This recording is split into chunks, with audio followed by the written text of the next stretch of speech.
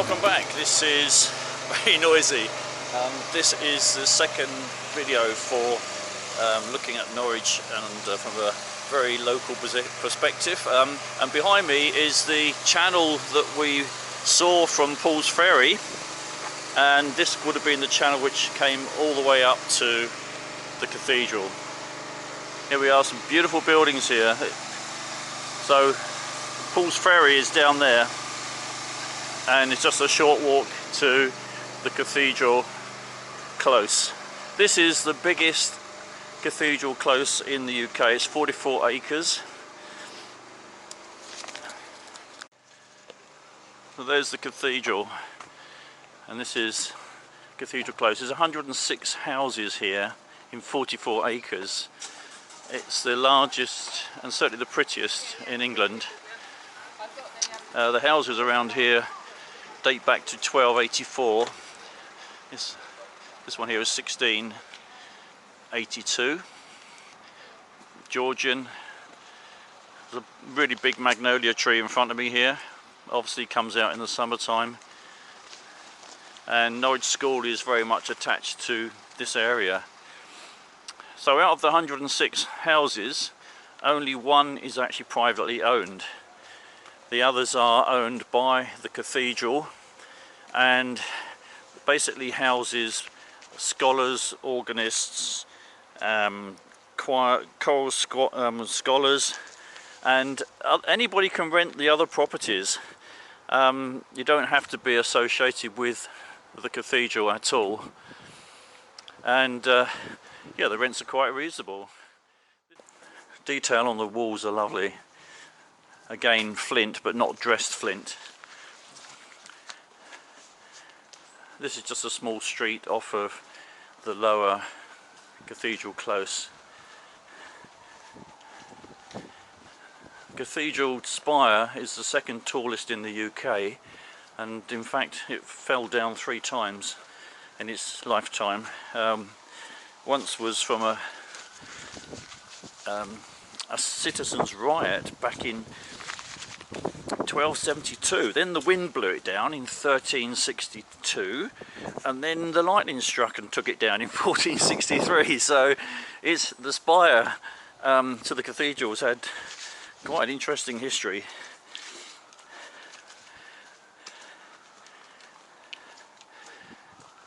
The Dean of the cathedral lives in a 6-bedroom property here, and that dates back to 1284. Here we have a really interesting building with a sundial, and it does work. I don't know if we can see it quite today because it's not quite so bright sunshine. Quite a mixture of buildings here. More Georgian across the street here, and at the top there you can see the window on the spire, and there's 2 webcams there, and they film the 2 peregrine falcons that have made their nest there every spring and summer, and you can watch them grow and fly eventually.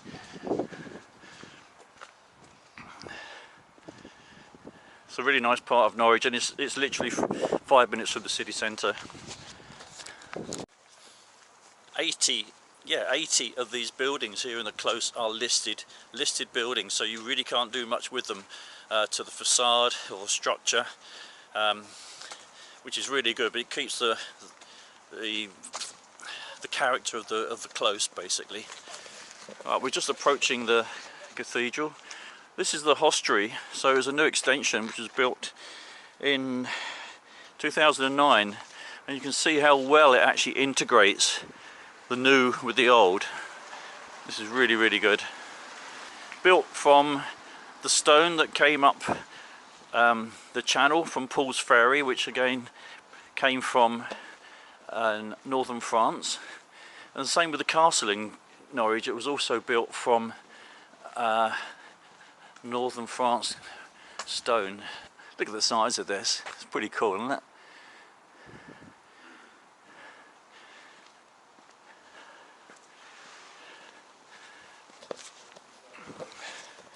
So if you want to come to Norwich, besides the shops, which are very good, there's so many places where you can discover Again, as I said in my first video, there's a lot of greenery, a lot of open spaces, and just great architecture. And it's the most preserved medieval city in the UK. It's excellent. It makes it so special. And here we are. This is called Abbey Field. Now that is dressed flint. Isn't that fabulous? Look at the detail. Really lovely.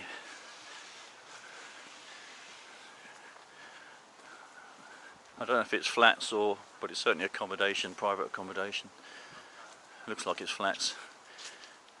It looks like something 62, I can't quite read it. So let's go and have a look inside the cathedral.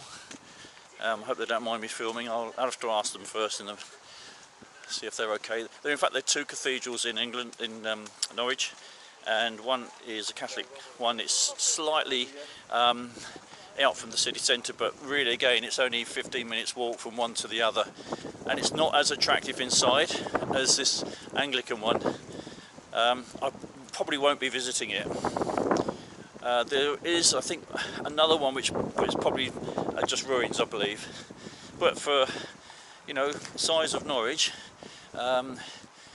it's very impressive to have two cathedrals. There's not many in Europe, actually. There's not many cities that have two cathedrals. Anyway, let's go and have a look inside, if they let me.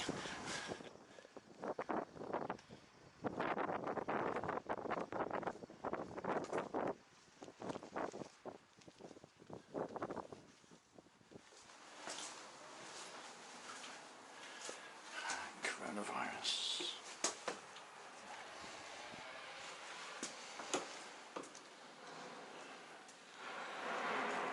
Okay, this is the side entrance, in fact. Big vaulted ceiling.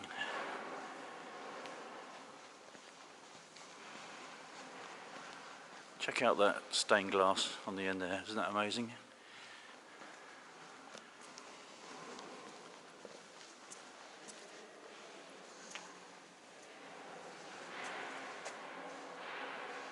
The light is absolutely perfect for today.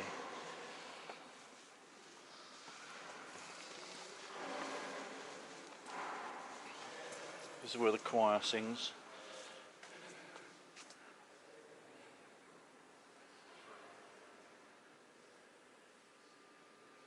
And the organ.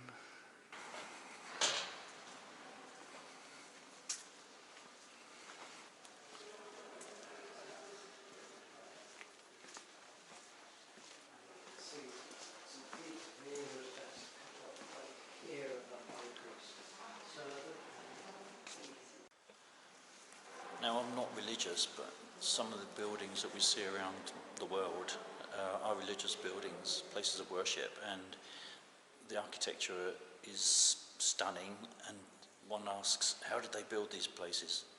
Unbelievable. And it's really good because it enriches our cities, and over 60 churches plus the two cathedrals in Norwich. It's quite amazing. This was built in 1096, the same year as the school was started as well, the Norwich School. And here we've got two modern works of art for stained glass. There's this yellow and blue one, and there's this really lovely orange and red one. There's also one more, blue one. It's lovely when the light comes through. One area before we go, not to be missed, is this courtyard. Right, I'm in the courtyard, and I'm actually in a maze. Well, not quite a maze, but you can see what I mean. This is the centre. It was obviously put in there 2002. Here we are then looking again at a different angle from the cathedral. Right, we're moving from the lower cathedral close to the upper. Norwich School, say, was formed at the same time as the cathedral. This is one of the gates that leads onto Tombland. And again, this is another open space with some solicitors, buildings, offices, and the school occupies quite a few of these buildings for music and other classes. That's the school chapel. Again, it's a really lovely November's day today. This is November the 12th. So in front of me is part of the school in front of us, and actually Lord Nelson came here. He did study here. He wasn't born in Norwich, but he did come to Norwich City. Norwich School.